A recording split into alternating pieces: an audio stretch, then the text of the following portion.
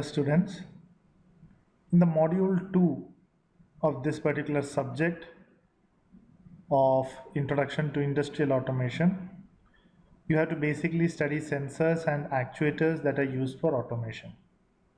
Now if you would look through the syllabus, you will find that almost 80 to 90% of the syllabus is similar to what you have already studied in RIT 281, which is the first subject that you studied prior to this, Introduction to Robotics. So I thought initially of putting the same video, but then I thought that okay, since it's a different subject, I will make videos for the same. But as you will see, most of the topics are already covered in your RIT 281, Introduction to Robotics. Okay, so without wasting any time, I will start with the first topic, which is classification of position and motion sensors. So generally, if you would see, sensors can be basically classified into two. One is internal sensor and external sensor. Internal sensors are those sensors which sense the parameters of the robot structure itself. For example, there is a joint, what is the position of the joint? If there is an end effector, what is the velocity of the end effector or the acceleration with which the end effector is moving? Or what is the force being applied by the by the end effector? So all these things are basically categorized into internal sensors, and as I said, internal sensors are basically those sensors which sense the internal parameters of the robot, whereas external sensors are those sensors which basically try to measure those parameters which are present in the environment around the robot. For example, if there is an object which is lying some centimeters away from the end effector, then we use range sensor.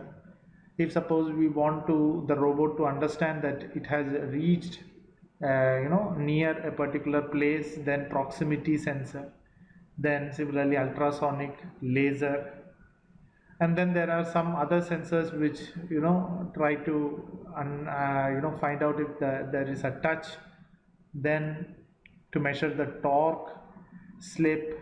All these are basically coming under external sensors. So external sensors are those sensors which are used to sense the parameters of the environment around the robot. Two types: contact type, non-contact type. Contact types are the one where the sensor has to come into contact with the with the body or with the object from which it has to sense. And non-contact type are those sensors which do not require any direct contact with the body, that means of the object or any material that is around the robot. Out of which this external sensors we are not very interested in. Basically, if you would look into your syllabus, it is basically talking about the internal sensors mostly. Okay, so one by one we will do. So the classification of position and motion sensor is, position sensor is basically this one, where it is trying to find out what is the position, whereas the motion sensor is when the robot is in motion. That means the motion will be because of some velocity is there in the end effector. So the end effector, if it has a velocity or if it has a acceleration. Now generally both of them together are called as motion sensors. So both of these together will be called as motion sensors. So what are position sensors? Position sensors measure the position of each joint, that is the joint angle of a robot. That means suppose if you are having a joint, we have already seen a joint, like there are two kinds of joint. One is a revolute joint and another is a prismatic joint. Now suppose if I am talking about a robotic arm in which there is a joint, and this is basically a revolute joint, revolute. Okay, now this revolute joint will basically move this particular link, and we want to know what is the angle between these two. That is the position. So suppose if this arm has moved and it has stopped, then what is the current position, which is the current position, it is in theta. That is basically given by the position sensor. Whereas motion sensors or velocity sensors are those which sense what is the velocity of this joint. So I will write theta dash. Theta dash means d theta by dt. That means rate of change of theta with respect to t. And if we are trying to calculate the acceleration, then it will be d square by dt square of theta. That is the angular acceleration. So the velocity or the acceleration, which is called as theta double dash, both of these can be measured using the motion sensor. So the position sensor measures the position of each joint, that is the joint angle of the robot. Now if it's a revolute joint, it is like this. If it's a prismatic joint, you know that in a prismatic joint basically it is the linear motion. So the linear motion will be in any one direction, x, y or z. So the position is x and the velocity will be dx by dt, and the acceleration will be d square d by dt square of x. Whereas if it's in x direction, it's okay. If it's in y direction, then it will be, d by dt of y, and similarly if it's in z direction, it will be d by dt of z.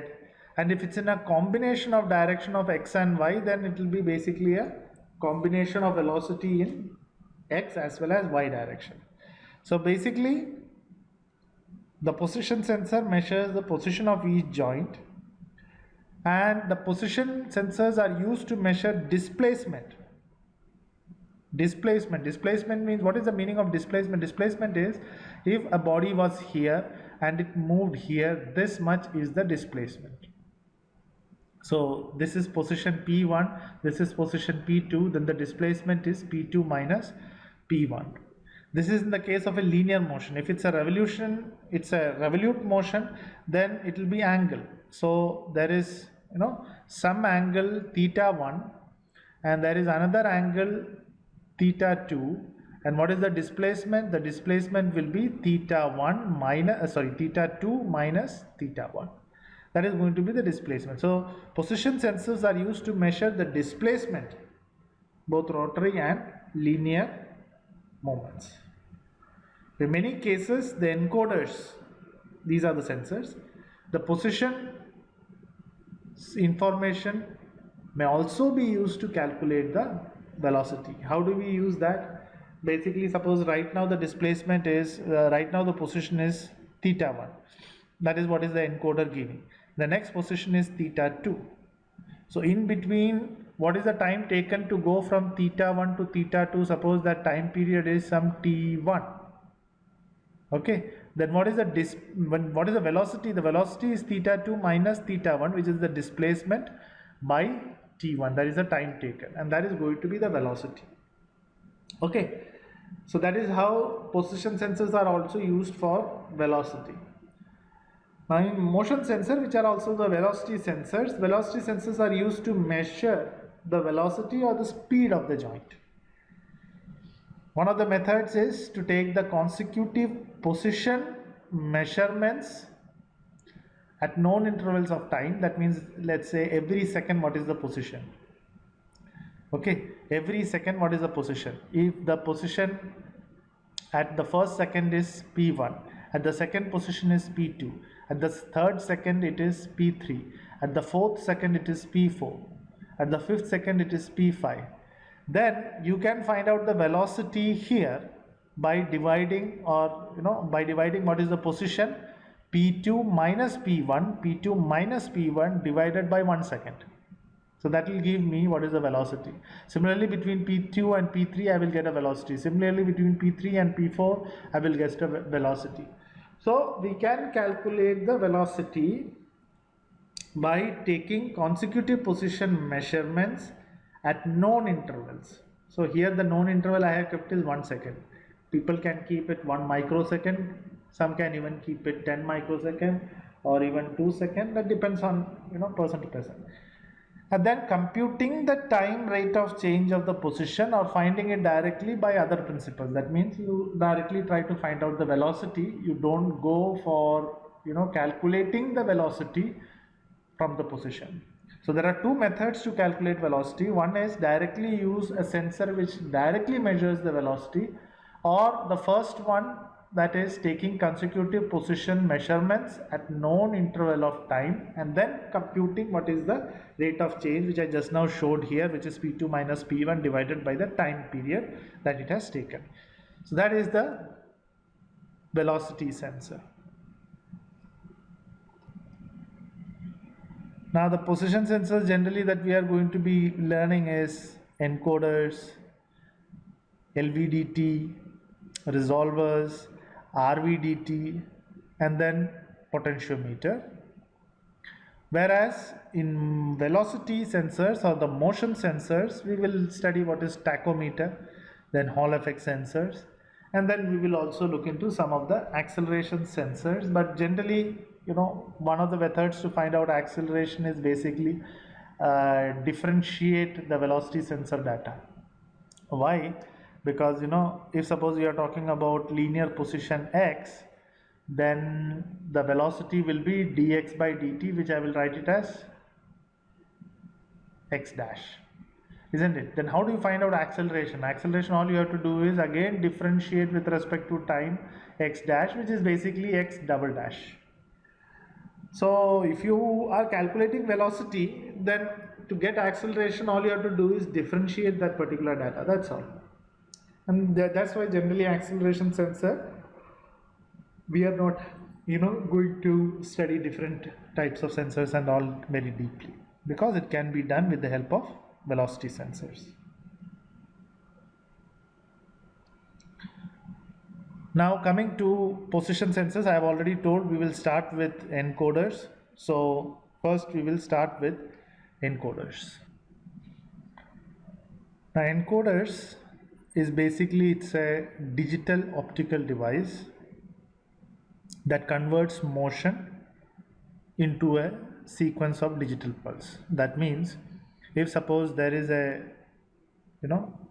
joint, and that joint is basically making a movement, the joint is making a movement. Based on that movement, an encoder which is connected at this joint, that will give me a signal, and that signal will be basically a series of pulses. What is the meaning of those pulses, and what do I make out of these pulses, is something that we have to see.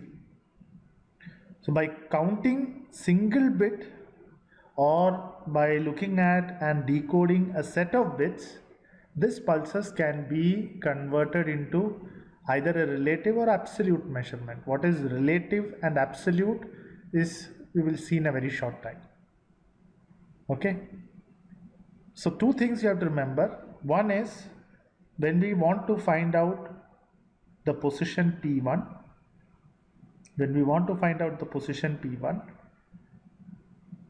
we employ these encoders, and the encoders basically give us a set of digital pulses at the output.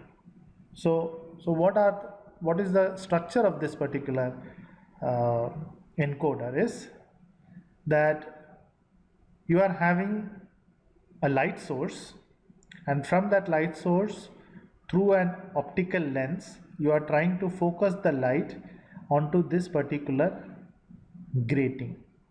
What is this grating? This grating is basically a series of, it's something like a plate, and in that plate you are having a series of black lines, and that means series of opaque and transparent areas.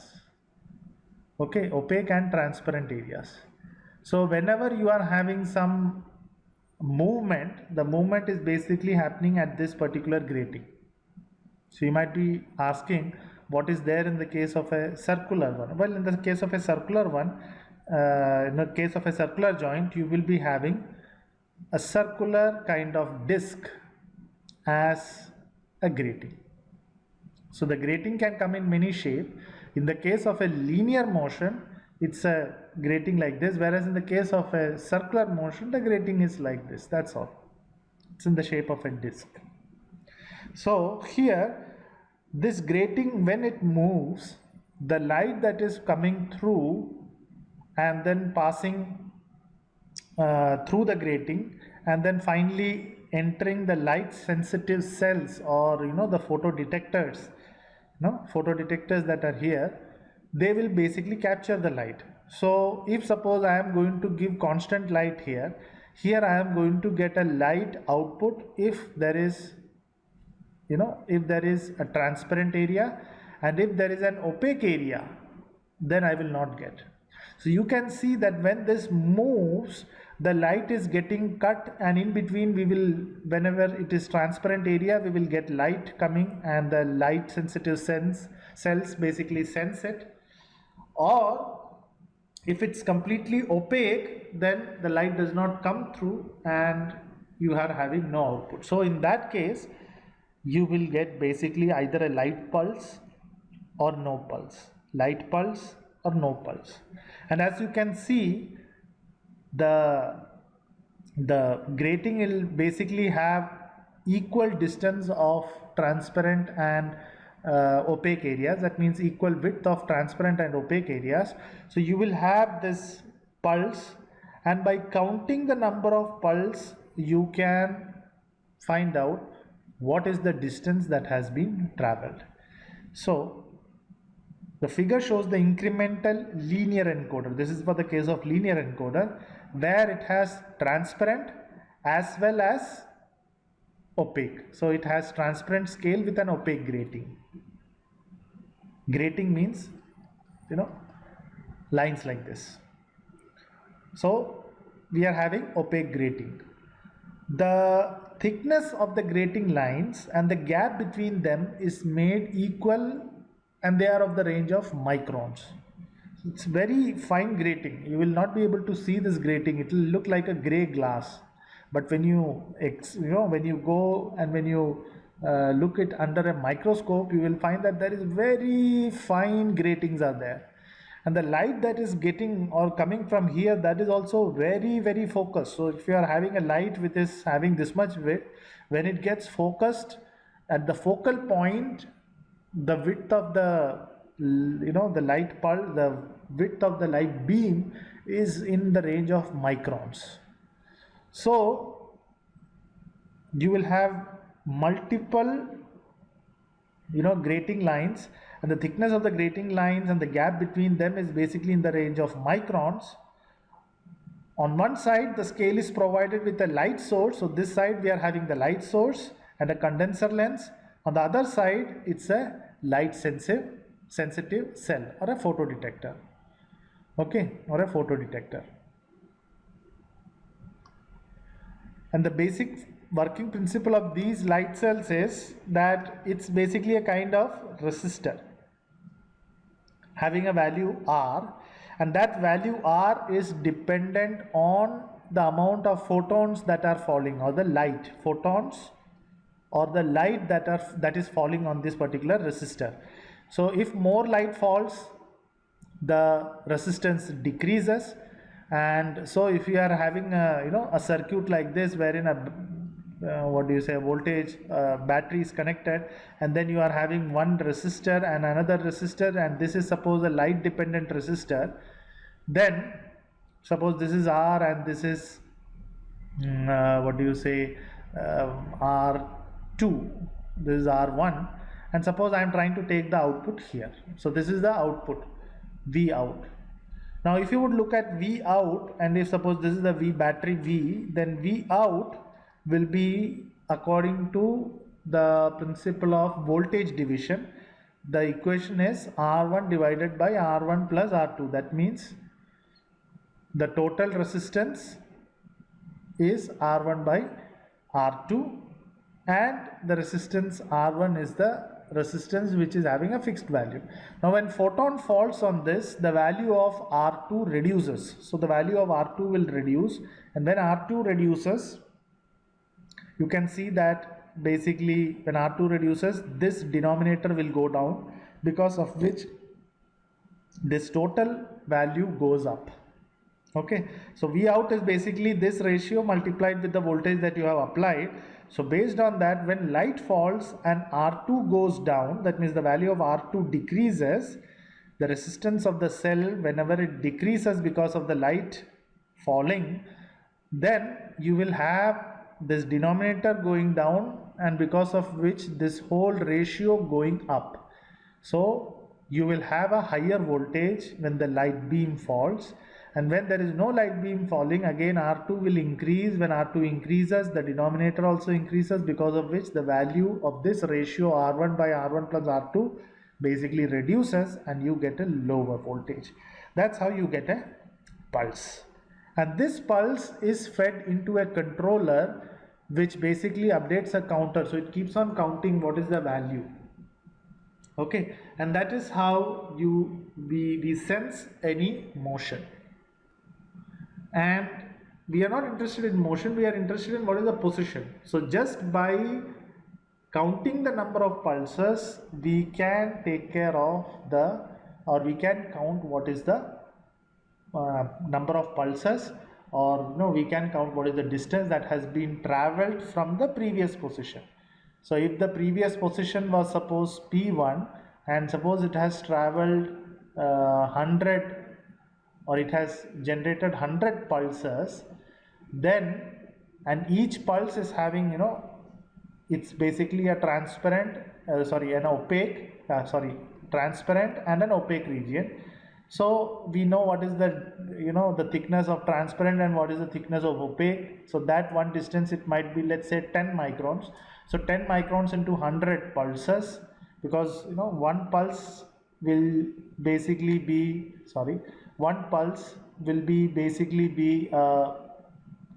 a transparent and an opaque and a transparent region.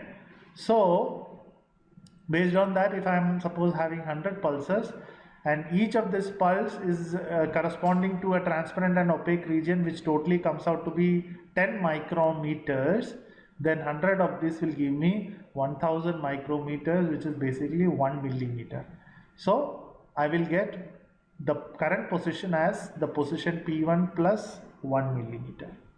Okay, so that is how this incremental linear encoders basically work. So I told you previously that there is incremental. In incremental, we have just now looked at incremental linear encoder. Similarly, we have absolute linear encoder. What is absolute linear encoder? See here, in absolute linear encoder, you have not one light beam, but you have 5 light beams in this case, suppose. So there are 5 light beams that are passing through this grating. Okay, and this is the grating, and here the black areas are the opaque areas, and the white areas are the the transparent areas. And when 5 light beams are there, previously we had only one light beam. Instead of one light beam, if suppose we are going to keep 5 light beams, one below the other, so there is another light beam coming like this, another light beam coming like this, and the grating is not this. Now the grating is different, it's this, and these are the 5 beams that are coming, and because of these 5 beams we require 5 photodetectors. So we will be having 5 photodetectors. So I will draw the photodetectors, suppose 5 photodetectors like this.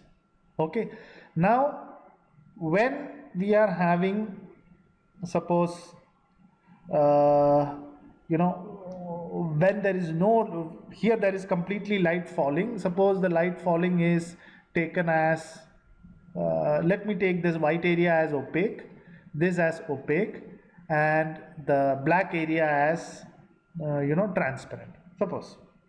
Okay, so this is the transparent area. Let me write it in a different color. So this is the transparent area and this is the opaque area. So if it is opaque, then no light will basically pass through this one, correct? And if it is transparent, then light will pass through it. Now, why do we call it as absolute linear encoder? Because it gives exactly what is the position. It does not try to look what is the previous position P1 and then try to calculate the number of pulses and then try to find out what is the position P2, that is the current position. Instead, what it does is it basically looks at this particular beam, 5 beams. So here the detector output will have low pulse. So low pulse, I will take it as 0. So 0, 0, 0, 0, 0. So here the position is going to be 0, 0, 0, 0.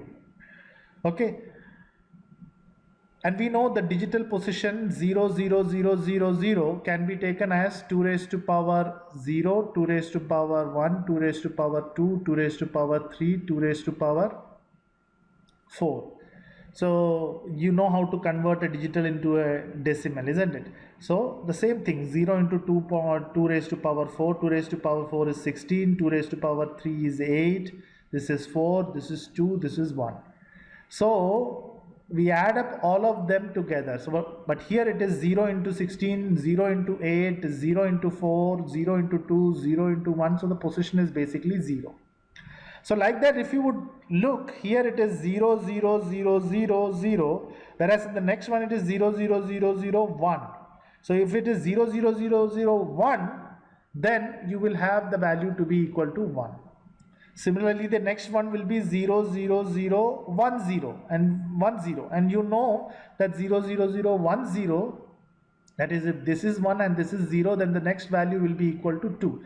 Like that, as it keeps on going, it goes from 0 to 1 to 2 to 3, like that all the way it will come up to 1. Now what is 1 here? 1 is 16 plus 1 means it is all, sorry, here it is, look at this one.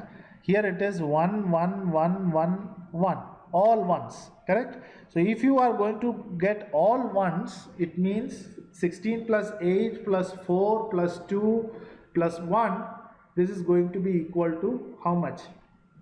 It's going to be 31. So like that, we can basically calculate the absolute position. That's why it is absolute linear encoder. We can calculate the absolute position by basically looking at what is the bit format that is going to be there. So it is starting from 0, 0, 0, 0 to 0, 0, sorry, 1, 1, 1, 1. Now you might be asking, sir, but it is not exactly looking like that. Well, here we have used what is called as gray coding. We have used what is used as gray coding. If you remember, in gray coding, the successive difference between one and the closely lying bit patterns in the other side is basically 1. That means there will be only one bit change in the present and the just previous bit pattern. So anyway, you have got the idea. So the principle of absolute linear encoder is same as that of the incremental one. So this is absolute and the other one was incremental. The difference is that here it gives the absolute value of distance covered at any time. It will directly give you what is the position. Okay, it will directly give you the position, because by reading this as it is done here for this particular line, it is 1 0 0 1 0. So that is 1 0 0 1 0, which basically calculates to be 16 0 0 2 1. That means we have only taken this and this. The others have gone for 0. So 1 here, 1 here. So the scanner reads the position as 18. Okay. Thus the missing pulse at high speed are less in chance. That means in previous case, when you are going from low to high, there is a chance that sometimes a pulse may be missed. Sometimes. In this case, it is not happening, because wherever the scanner stops, at that position only it looks at the it scans the grating and then looks for what is the absolute position. So missing pulses, the chances are very less. And here the output is directly digital. the output is directly digital. Okay, and this is the figure which shows the scale which is marked with a sequence of opaque and transparent strips. So it will go, the leftmost column will be shown as a binary number 00000, so 5 zeros, that is this, and the rightmost will be 11110. Okay, so the next one will be what? 00001. So like that, at this particular scanner position we are reading a value of 16 plus 2, which is 18. Okay, next, in the case of incremental rotary encoder, the same grating, but the difference is that it is basically in the form of in the shape of a disc.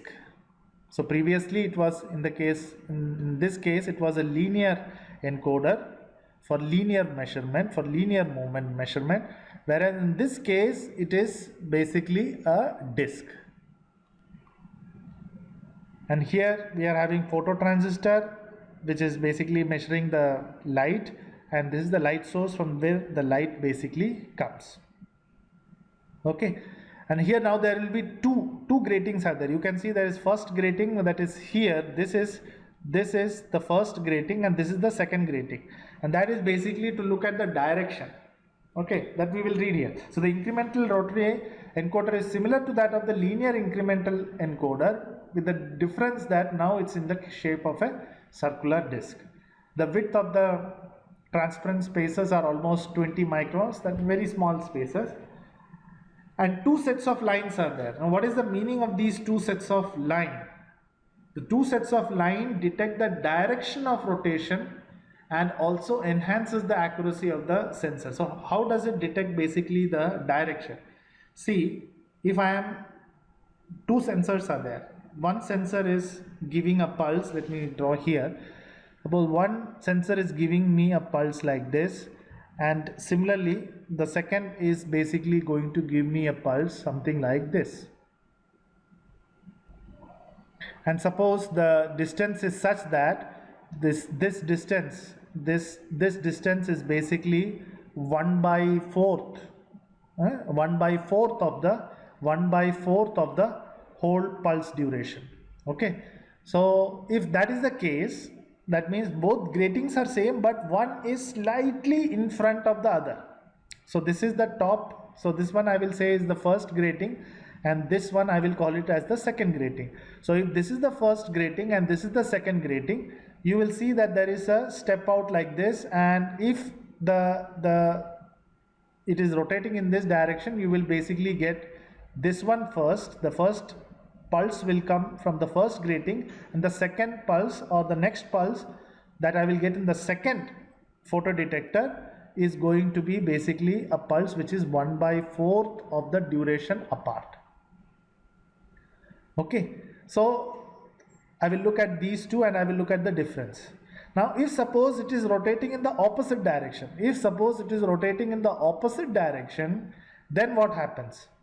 In that case, the first pulse that is going to come, I will draw the grating slightly. So suppose this is the opaque grating, okay, and this is the transparent grating. The second one, I will draw it with a different color. The second grating will be basically looking like this.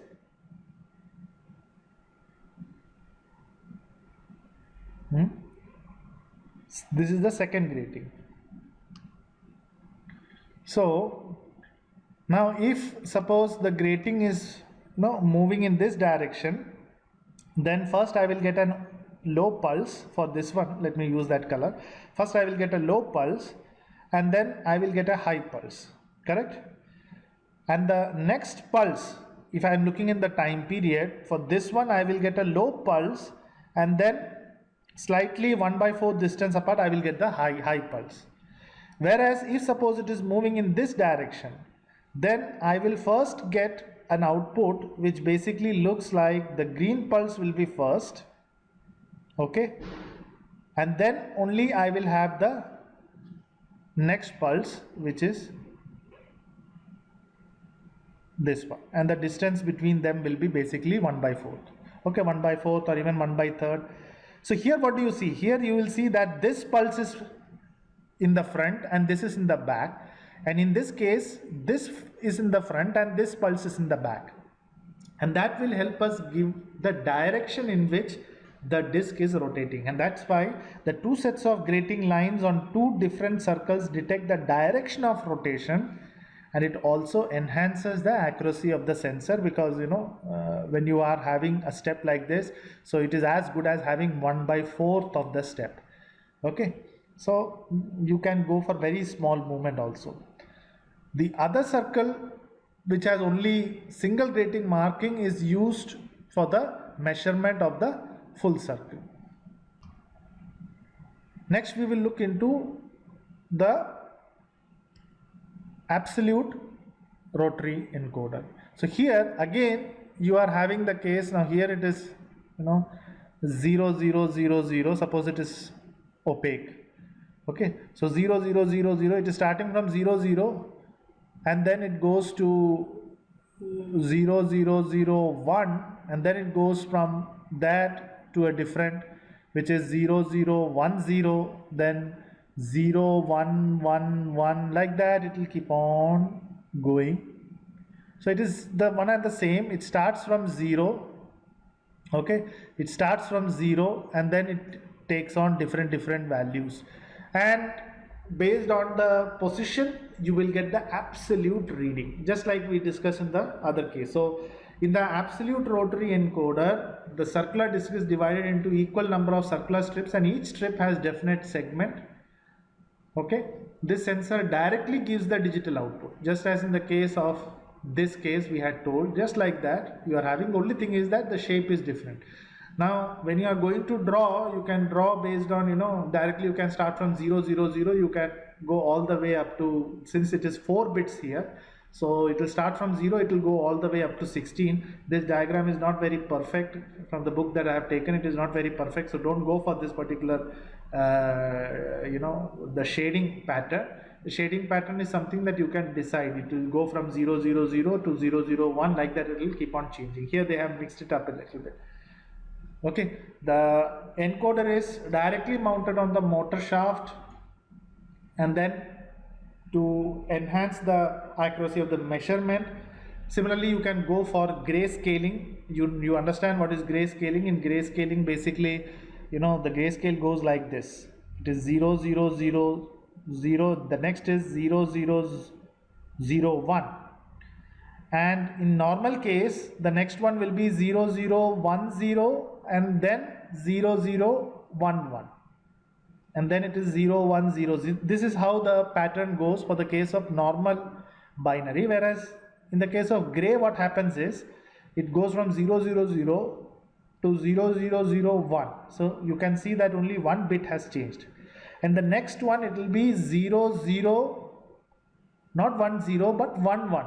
So here you can say between these two only this bit has changed, correct? And in the next one it will be 0 0 1 0, where you can see between these two only one bit has changed, that is this one has become 0.